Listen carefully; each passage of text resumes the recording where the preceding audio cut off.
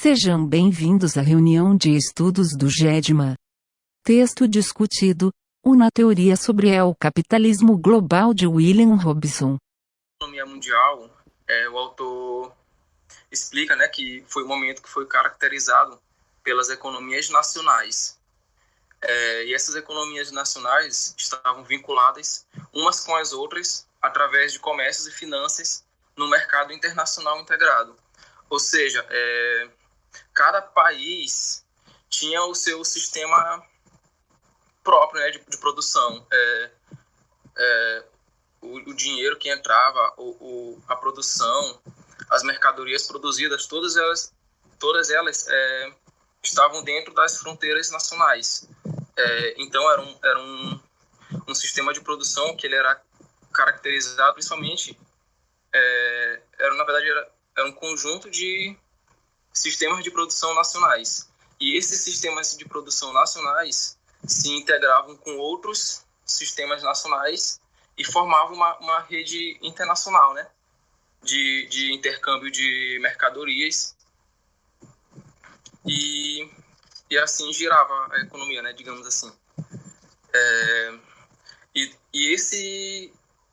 Essa articulação, com os das diferentes economias nacionais formava o sistema mundial. Já a economia global, o autor destaca, afirma que a economia global se refere à globalização do processo de produção mesmo. Ou seja, não é mais, por exemplo, um sistema de produção de um país e o outro sistema de produção de outro país. É um único sistema de produção que engloba o mundo inteiro, que está presente no mundo inteiro. Os sistemas de produção, eles passam a ser fragmentados e integrados externamente dentro de novos circuitos globalizados. E aí ele toma como exemplo o exemplo da indústria automotiva mundial, que ele vai... Eu vou só tentar fazer uma coisa aqui, que eu vou tentar compartilhar a minha tela para eu mostrar o texto. De um processo de produção único que abarca o mundo inteiro. Aí o exemplo da indústria automotiva mundial. Aqui já na página 2. Bem aqui na quinta linha da página 2. Para tomar o exemplo da indústria automotiva mundial, na época anterior, as companhias de automóvel dos Estados Unidos produziam automóveis desde um princípio até o fim, importava-os. Ou seja, desde o início até o fim do processo de produção, eles eram presentes, estavam todo esse processo de produção estava dentro das fronteiras dos Estados Unidos, por exemplo. E depois que esses automóveis eram produzidos, eles então eram exportados. E as companhias de automóveis japonesas e europeias faziam o mesmo no Japão e na Europa.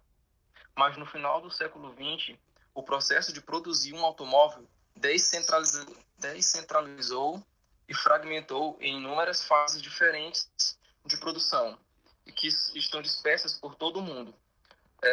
Ou seja, por exemplo, as diferentes fases de produção de um automóvel deixaram de ser apenas em um país, nos Estados Unidos ou no Japão, ou em algum país da Europa, e passaram a ter diversas etapas espalhadas pelo mundo. Por exemplo, a produção do motor passou a ser na Alemanha, enquanto a produção dos pneus passou a ser na Inglaterra, a montagem nos Estados Unidos, o gerenciamento disso tudo em outro país. E essa fragmentação da produção é uma das características da nova era da globalização que a gente está vivendo. Para exemplificar isso, ele traz essas duas imagens, que no caso é justamente o que eu acabei de falar, mas em forma de imagem, se vocês estão conseguindo observar aí. percebam que em cada continente, América do Norte, América do Sul, África, Europa, Ásia e Oceania, cada um deles tem um quadradinho, e cada quadradinho desse representa os circuitos nacionais de acumulação e aparatos produtivos próprios de cada um desses circuitos, né? E cada um desses circuitos nos diferentes continentes, eles estão interligados por tratados internacionais e fluxos financeiros, que é o chamado sistema mundial. Isso na época da economia mundial, a fase anterior da economia global. E essa outra imagem, ela já representa o modo de produção já nessa fase da economia global. A gente percebe que, por exemplo, aqui, ó, do mesmo jeito como era aqui nos Estados Unidos, né? Por exemplo, na América do Norte, um quadradinho com as setinhas, né? Que representa um circuito nacional, passou a ser um único quadradinho com setinhas que representa agora um circuito global, que é justamente para exemplificar essa questão da produção da indústria automotiva dentro da economia global.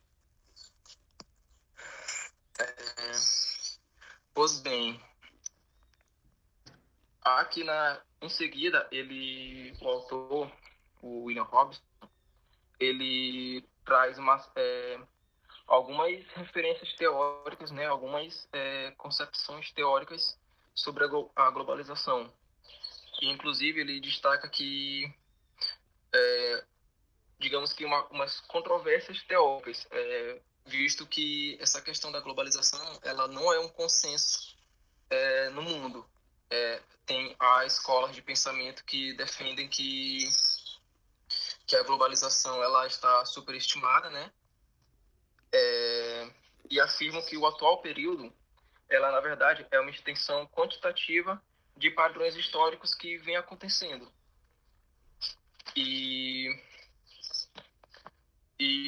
Só que na opinião do autor, essa visão de que esse atual momento é uma extensão quantitativa desses processos históricos, o autor ele defende, né, na opinião dele, que essa é uma visão que representa um processo de internacionalização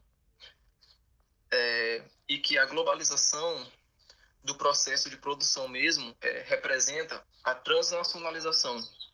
Ou seja, o que essas outras escolas, que na visão do autor defende que é a internacionalização, né, no caso, é como se ela, na verdade, estivesse ainda mais vinculada à economia mundial do que a um momento novo. Enquanto que, na visão do autor, esse atual momento, ele representa mais um processo de transnacionalização. Sim, no caso, o que ele chama de internacionalização é a simples extensão das atividades econômicas através das fronteiras nacionais. E é uma análise meramente quantitativa. Já a globalização, na opinião do Robinson, ela de fato representa a transnacionalização, que já é um conjunto de mudanças qualitativas,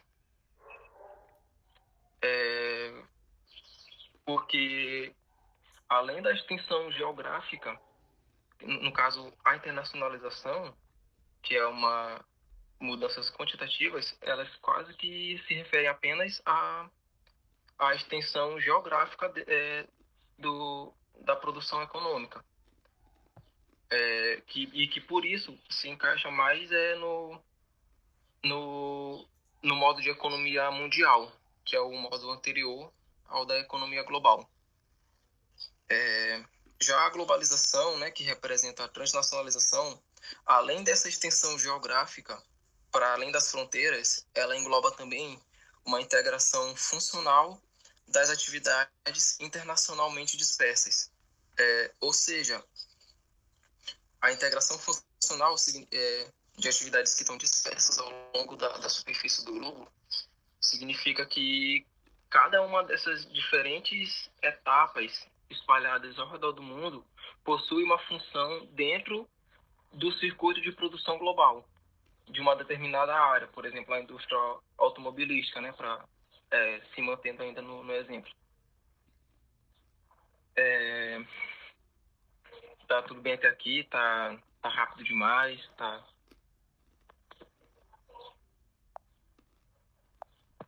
dando para escutar bem? Tranquilo, Glauco. Ótimo. Certo. Cadê o Peter Dick? Ah, tá. E para alimentar, né, ainda um pouco mais esse debate da concepção teórica acerca da globalização, e justamente para mostrar diferenças e o que ajuda a enriquecer o debate sobre o tema, ele também traz a opinião de Peter Dicken, em que o Peter Dicken ele trabalha com os conceitos de integração superficial e integração profunda. A integração superficial ela está muito mais ligada ao processo de internacionalização e de economia mundial. E nessa integração superficial, as classes capitalistas nacionais organizaram cadeias de produção nacionais dentro das fronteiras e trocavam, né, cambiavam, o termo que está no texto, por produtos produzidos em outros países e, logicamente, em outras cadeias de produção. Já a integração profunda, ela está mais ligada ao processo de transnacionalização, que o Robinson fala, né, que eu acabei de explicar, e, logicamente, mais ligada ao modo de economia global. E essa integração profunda, ela reflete essa transnacionalização da produção de mercadorias e serviços.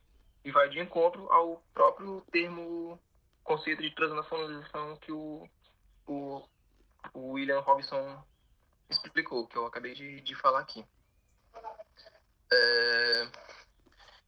E além desse arcabouço assim, mais teórico, né, desses autores e dessas escolas de pensamento, o William Robinson ele traz aqui uma série de diferenças em que a organização, no caso, diferenças da etapa, né, anterior para a etapa atual do modo de produção capitalista. Essas diferenças foram levantadas pela Organização para a Cooperação e o Desenvolvimento Econômico, OCDE. Bem aqui, no caso, nesse parágrafo que está aqui, né, selecionado, 1, 2, 3, 4, 5, na quinta linha, começa ali. Um informe de 1997, produzido pela Organização para a Cooperação e o Desenvolvimento Econômico, OCDE, apontou as 6 diferenças aqui. 1. A relação do comércio em relação ao produto interno bruto mundial, no final do século XX, superou o seu pico anterior de 1929. Ou seja, a produção em si mesmo aumentou drasticamente, né? Quase que exponencialmente. E isso não foi à toa. Foi graças a um conjunto de mudanças nas cadeias produtivas, no modo de produção, que permitiu esse aumento da produção. O 2. A escala dos fluxos de capital alcançou níveis sem precedentes. O 3. As tecnologias da comunicação, informação e transporte tinham permitido uma importante reestruturação e descentralização das estruturas de produção. Ou seja, bem que a gente já percebe que como essa revolução tecnológica, né, que a gente observou, principalmente ali em torno dos anos 70, permitiu essa descentralização das estruturas de produção. Mas a gente depois vai entender que essa revolução tecnológica ela não foi o determinante. Na verdade, ela surgiu como uma consequência de transformações que foram de fato determinantes, né? Transformações organizacionais e pela própria necessidade, assim, né? Digamos assim, pelo, é, pela forma das corporações, né? De buscarem cada vez mais lucros com com menores, cada vez menos gastos na produção e justamente na busca dessa relação, né, de menos gastos e mais lucros, foi o que instigou a produção de novas tecnologias. Então, essa revolução tecnológica ela não foi o que determinou essa nova etapa da globalização, ela foi uma consequência do, do, dos interesses corporativistas transnacionais. Sim, o 4. As corporações transnacionais, CTN, alcançaram uma presença verdadeiramente global. E o número de países com transnacionais caseiras tinha aumentado significativamente. No caso que ele chama de transnacionais caseiras, né? Vamos supor que o Brasil não tinha nenhuma corporação transnacional a nível, né, de ser transnacional que tem origem no Brasil. E a partir do momento que uma dessas corporações brasileiras se tornou transnacional, ela pega e coloca o Brasil nesse mapa. E é isso que ele está dizendo, né, que o número de países nessa condição aumentou significativamente nos últimos anos, nas últimas décadas, no caso, né? O 5. Houve um movimento mais temporário e não permanente e fluido da força de trabalho transnacional. E o 6 é que a globalização gradualmente abarcou o mundo inteiro. E aqui o autor ignora um barulho ali do liquidificador. E o autor, ele lista uma sétima diferença, né? Que é que os fluxos financeiros mundiais ocorrem através de um sistema financeiro global integrado e não através de sistemas financeiros dominados pelos bancos nacionais anterior, que já desapareceram. Sim. Visto isso, né, após esse levantamento teórico, né, que o William Robson faz, ele, em seguida, ele cita uma diferença qualitativa que foi uma das principais mudanças, né, para essa atual fase da globalização.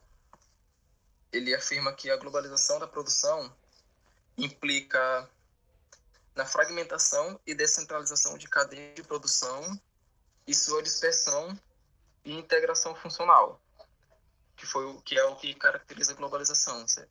No caso, essas cadeias de produção se fragmentam e cada um desses fragmentos se espalha pelo mundo e cada uma delas também possui uma função dentro dessa cadeia produtiva.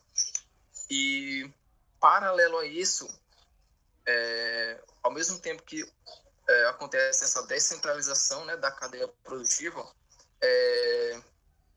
ocorre com mais intensidade a centralização do controle da economia global no capital transnacional. E esse controle, no caso, como a economia passa a ser global e a cadeia produtiva passa a ser global também, né? Então, logicamente, quem controla essas cadeias passa a ter muito mais controle sobre a coisa, né? Sobre o sistema capitalista mesmo. E na medida que a cadeia produtiva se descentraliza, o poder centraliza cada vez mais nas mãos das corporações transnacionais, que é o que o autor defende.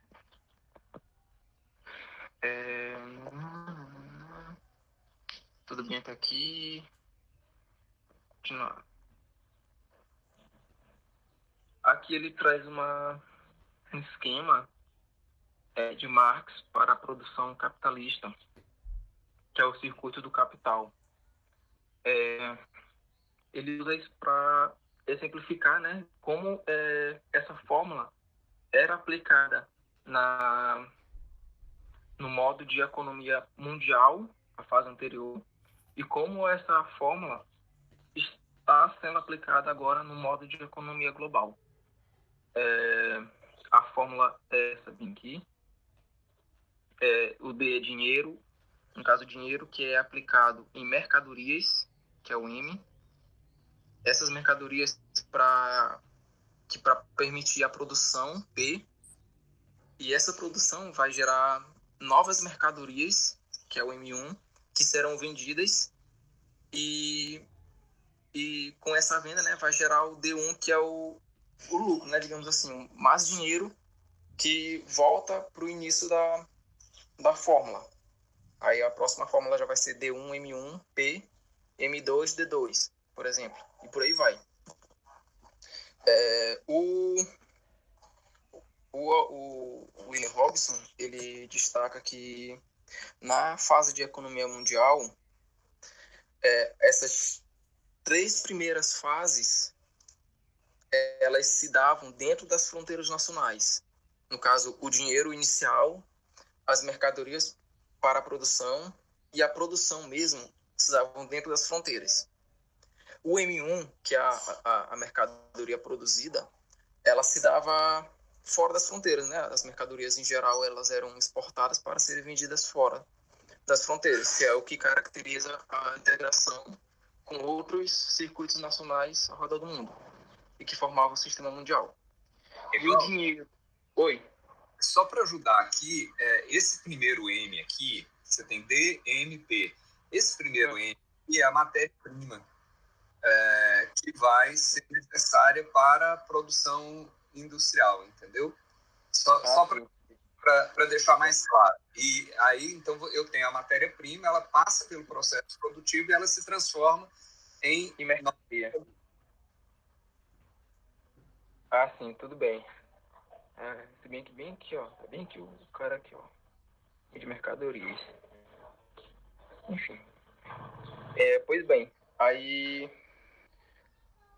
E após a venda dessas mercadorias, né, do M1, no caso as mercadorias após a produção, gera o dinheiro, né, que para ser investido em uma nova cadeia produtiva, e esse dinheiro volta para as fronteiras nacionais.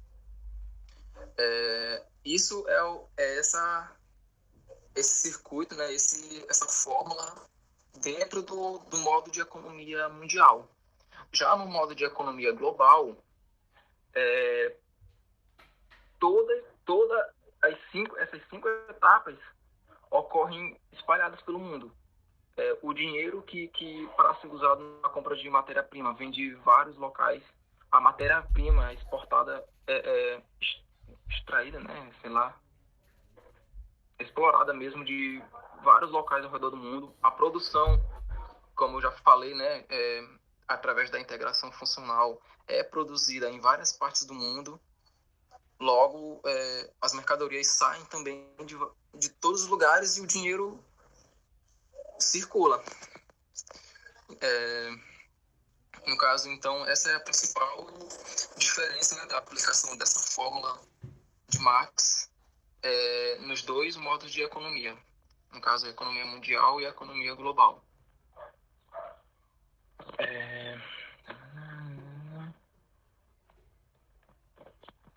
Certo. Aqui mais na frente, né, dando continuidade aqui ao texto, o autor ele vai trabalhar agora a ideia de cadeias de produção global e acumulação flexível. Ele afirma que a economia global, a nível técnico, só foi possível pelas novas tecnologias, mas principalmente pelas novas formas de organização e associação econômica capitalista. E essas novas formas de organização, ele situa que elas se deram, né, essas novas formas de organização e associação se deram com a transição do regime de acumulação fordista, que era característica do momento anterior, né, do momento do capital mundial, desse modelo de acumulação fordista para novos regimes flexíveis pós-fordistas. Ele chama de flexíveis porque o próprio modelo de acumulação fordista era algo bem rígido, era produção máxima em tempo mínimo e todo o processo de produção inteiramente nacional, né, dentro das fábricas mesmo. E esse modelo, né, de produção, ele foi substituído, né, nas últimas décadas, foi substituído por novos regimes flexíveis pós-fordistas.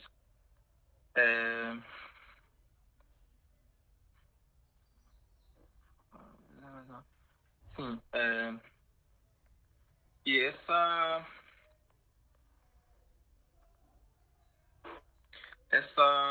reorganização da produção mundial, ela tem lugar através de novos e flexíveis modelos de acumulação que envolvem duas dimensões diferentes. A primeira dimensão se refere às novas tecnologias globalizantes, né? Que foi o advento da informática, da computadorização, dos novos meios de telecomunicação, o advento da internet, as novas formas de transporte que permitiram o transporte de cada vez mais mercadorias ao redor do mundo, que se deu principalmente através da containerização, no caso, o transporte de mercadorias através dos containers, né, transportada por navios, o sistema de transporte multimodal, a robotização e etc. Enquanto que a outra dimensão, né, que caracteriza essa reorganização da produção mundial diz respeito às inovações organizacionais, que incluem novas técnicas gerenciais, a desintegração vertical, que era o que caracterizava o modelo de produção fordista, uma produção just-in-time, que diferente da produção, do modelo de produção fordista, né? O Fordismo ele pregava que o máximo de produção em menos tempo. Já o just-in-time ele prega a produção conforme a demanda. Se há uma demanda muito grande de determinado produto, então será produzido muito desse produto. Mas se a demanda é pouca, então será produzido, logicamente, vai ser produzido pouco. A produção passa a ser conforme a demanda e não mais produzir o máximo em menos tempo. E além disso, o que caracteriza, né, essas inovações organizacionais são os processos de subcontratação e contratação interna e entre várias outras inovações organizacionais. O autor ele dá destaque para essa parte da subcontratação e a contratação externa, porque passou a ser uma das principais características, né, na forma de produzir, na forma organizacional de produzir nessa nova etapa do capitalismo, né, nesse período da globalização.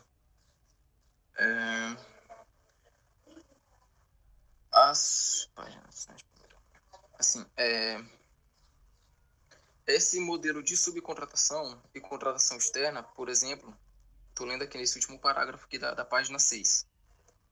A subcontratação e a contratação externa, por exemplo, se converteram em características organizacionais básicas da atividade econômica, amplamente difundidas no âmbito geográfico internacional. Nas épocas anteriores do capitalismo, as empresas tendiam a organizar internamente toda a sequência da produção econômica, a distribuição e o serviço. Aí, para citar um exemplo de como se dá esses processos de subcontratação e contratação externa, ele traz aqui um exemplo, mais uma vez, um exemplo da indústria automotiva, né?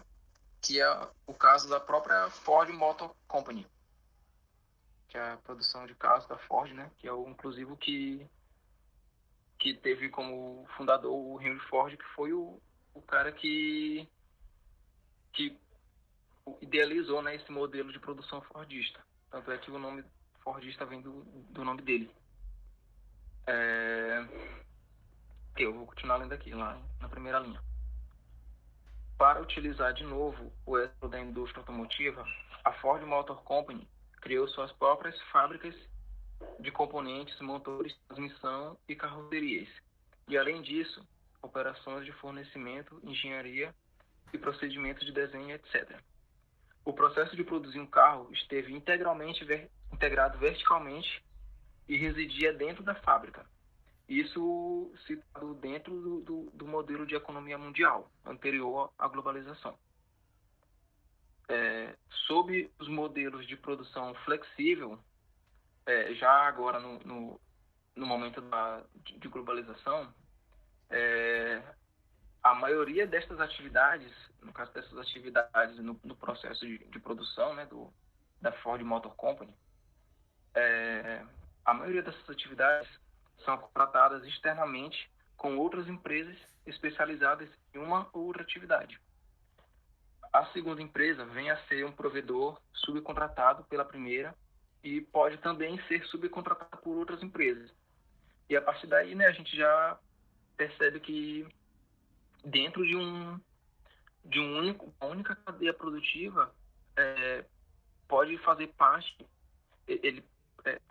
para que essa cadeia produtiva funcione, né, na globalização, ela agora está vinculada a uma série de outras corporações, né, de vários tamanhos e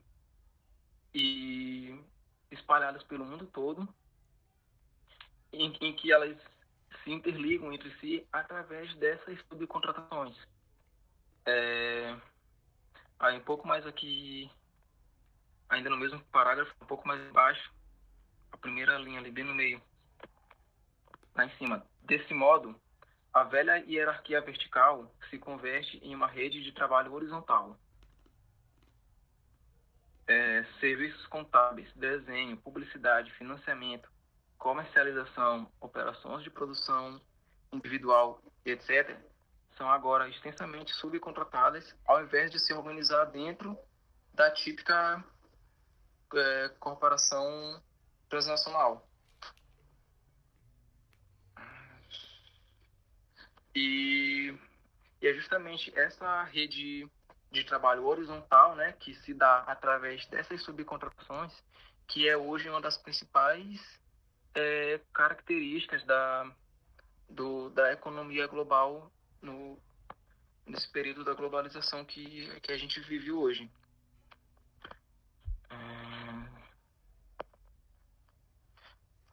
Aqui ele dá uma ressalva aqui que esse fenômeno da subcontratação começou de uma maneira tímida, né, entre os anos 70 e 90 e se concentrava principalmente em indústrias intensivas e trabalho de mão de obra pouco qualificada, como era o caso das indústrias têxteis, de vestidos e de jogos eletrônicos.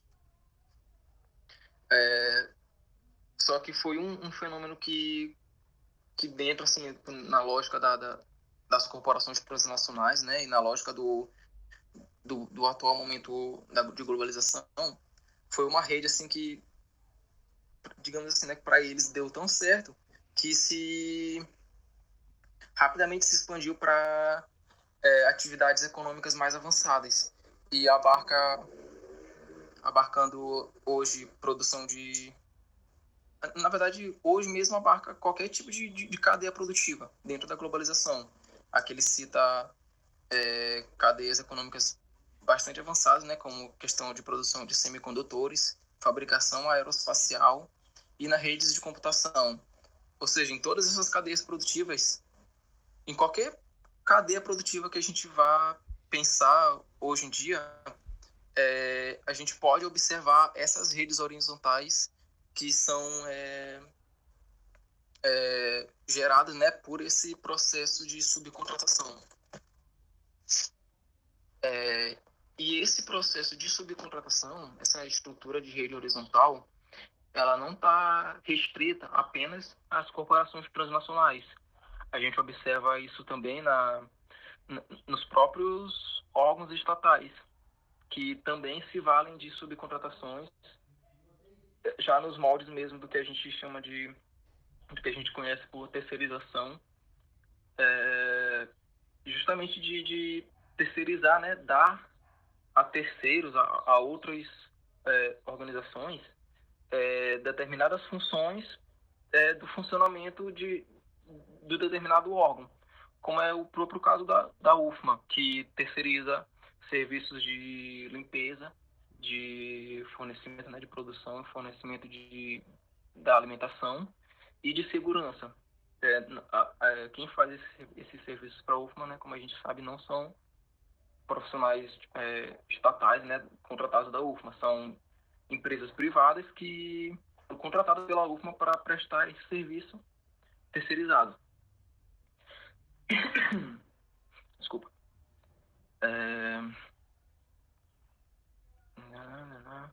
E essa rede horizontal, né,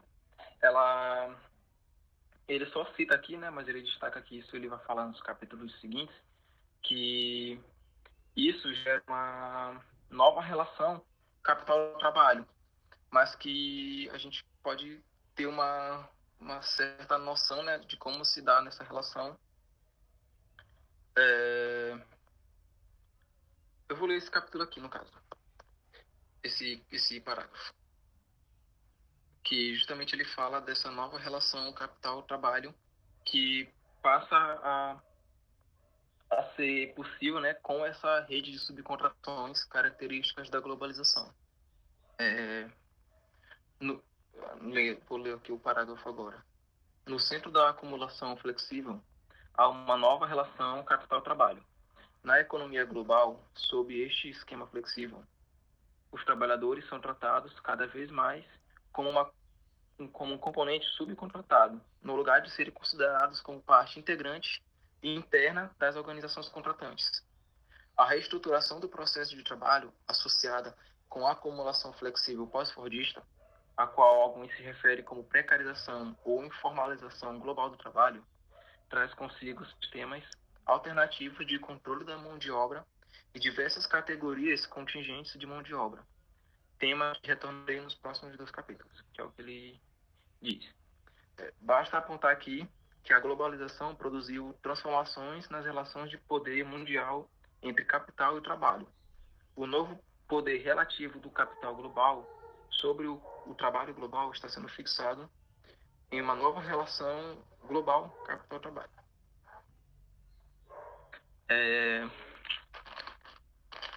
Pois bem, e um outro detalhe muito interessante que ele fala aqui, né, que também é gerado, né, com essa rede horizontal de subcontratações, de que bem que já no finalzinho, né, desse parágrafo, na quinta linha de baixo para cima, onde ele fala assim que as extensas e múltiplas redes de terceirização, subcontratação, colaboração e outras que vinculam crescentemente os agentes locais e nacionais com as estruturas e redes globais são minimizadas ou inteiramente passadas por cima por aqueles que apenas examinam dados oficiais sobre emprego e produção das corporações transnacionais, para argumentar que grande parte da economia mundial é ainda local ou internacional, ao invés de global. Isso é meio que essa rede horizontal de subcontratações, ela meio que passa uma ilusão de que essa economia, essa produção ainda é local, principalmente quando essas corporações transnacionais elas incorporam essas corporações menores, né, a nível local, dentro da sua cadeia produtiva. E aí a gente leva a crer, né, que essas corporações locais, elas estão produzindo para a escala local, quando na verdade elas estão, por trás disso, né, elas já estão vinculadas a uma cadeia global e cujo lucro produzido localmente acaba indo para fora, já que elas agora fazem parte de uma cadeia global de produção. Só um momentinho, gente, que tem alguém aqui batendo na porta do meu quarto, atrapalhando a minha privacidade. O que eu pensei, que eu imaginei, né, que eu acredito que seja o que acontece desse fenômeno, no caso das corporações globais incluírem corporações locais em seu processo produtivo e meio que passar uma forma enganosa de que a produção acontece localmente, né, quando na verdade ela atende interesses globais. É o caso da produção do Guaraná Jesus aqui nosso, né, que em geral as pessoas vinculam ao Guaraná Jesus ao Maranhão, a uma produção, a uma bebida que é maranhense, mas que as pessoas, algumas ainda não sabem, né, que na verdade a produção de Guaraná Jesus ela foi adquirida pela Coca-Cola. Então, o que a gente pensa que está sendo uma produção local para atender o mercado meio que genuinamente local, né, de Guaraná Jesus, na verdade, atende aos interesses globais da Coca-Cola. Então, é uma impressão enganosa que dá, né, essa rede de subcontratações, principalmente quando elas envolvem grandes corporações que subcontratam pequenas corporações a nível local. E é o que ele diz bem aqui assim, nesse exato ponto aqui, ó, cada vez mais. E vou ler esse trecho aqui, assim, que é que explica melhor, assim, né, essa raciocínio que eu estou dizendo. É cada vez mais difícil separar os circuitos locais de produção e distribuição dos circuitos globalizados que ditam os termos e padrões de acumulação no globo. Inclusive, quando a aparência superficial dá a impressão enganosa de que os capitais locais conservam sua autonomia. Naturalmente, ainda existem capitalistas locais e nacionais, e existirão por um longo tempo, mas eles devem deslocalizar-se e vincular-se ao capital transnacional se quiserem sobreviver. Ou seja, a partir do momento que, vamos supor, essa Coca-Cola chega aqui na produção de Guaraná Jesus, aqui no Maranhão, e investe um montante de dinheiro, a partir do momento que ela faz isso e que a Guaraná Jesus, vamos supor, passa a produzir, passa a ter acesso, né, a uma estrutura maior e passa a produzir de acordo com essa estrutura, ela fica totalmente dependente dos interesses da Coca-Cola, porque se a Coca-Cola, vamos supor, deixa o Guaraná Jesus e ela muito provavelmente pode não ter, vamos supor, o dinheiro para se manter produzindo já com a estrutura que ela conseguiu através desse investimento que veio de fora, ela já falir. Ou seja, ou essas pequenas corporações que dão essa visão, né, de que ou elas se encaixam dentro dessa lógica global, ou elas perecem, porque também não dá para, no caso de uma corporação pequena, competir com uma corporação grande a nível global, por exemplo. E acaba que esse processo, né, de subcontratações, na verdade, E é justamente, na verdade, por isso que esse processo de subcontratações, que é uma das características marcantes na cadeia produtiva da globalização, é justamente esse processo que causa o que eu disse mais anteriormente, né? Que ocorre a centralização do poder, no caso nas mãos das grandes corporações transnacionais. Quanto mais transnacional, quanto mais global ela for, e mais pequenas corporações, digamos assim, ela engloba dentro da sua cadeia produtiva, mais poderosa ela fica e mais centralizado esse poder, né, sobre o domínio da cadeia produtiva mundial, mais ele fica concentrado nas mãos de poucas corporações transnacionais. E para encerrar essa parte aqui, para encerrar, né, essa primeira parte e passar a palavra para Inar, ele só afirma, né, que no caso tudo isso que eu falei são diversas características, né, do atual momento da globalização e como elas se diferem do período anterior de economia mundial. Aí ele fala nesse parágrafo aqui que, apesar da importância da tecnologia e inovação organizacional, a globalização não é impulsionada por um determinismo tecnológico, como eu falei anteriormente, já que a tecnologia não é a causa das mudanças sociais, mas uma variável dependente.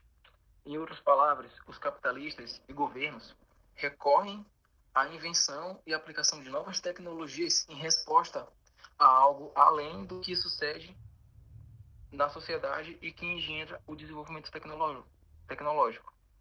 E o que é esse algo além? Ele questiona, né?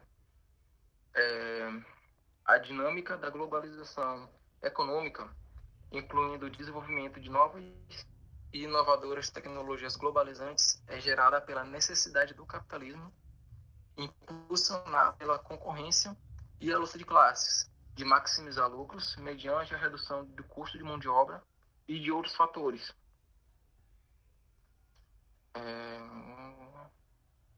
E dessa primeira parte, né, do texto, é basicamente isso. No caso, vale ressaltar que esses outros fatores, no caso, ele fala que essa necessidade é impulsionada pela concorrência e a luta de classes, de maximizar lucros, depende, né, no caso, mediante a redução de custo da mão de obra e de outros fatores. No caso, esses outros fatores poderiam também ser incluídos justamente a busca, né, dessas grandes corporações de países que possuem uma legislação trabalhista e uma legislação ambiental mais flexíveis, que é também justamente como se isso para as corporações transnacionais, né, surge como uma necessidade, e esse processo de descentralização, digamos que geográfica mesmo, né, do processo, que para se espalhar pelo mundo todo, ele é uma resposta a essa necessidade, né, das grandes corporações, a essa visão deles de obter cada vez mais lucro e gastando menos em seus custos de produção, né? E que, além disso tudo, né, além de ter, de gerarem, né, digamos assim, como resposta a isso, essas revoluções tecnológicas, essa descentralização também busca justamente essas legislações trabalhistas e ambientalistas mais flexíveis, justamente para que essas grandes corporações possam produzir com menos empecilhos. E que eu acredito que é o que ele analisa bem no capítulo em que ele fala sobre o Estado transnacional. Acho que um Estado que permite, né, o que trabalha em função dessas corporações transnacionais. Essa primeira parte, né, desse restante do capítulo 1 é basicamente isso. qualquer dúvida aí, se eu puder responder, se eu souber responder, eu vou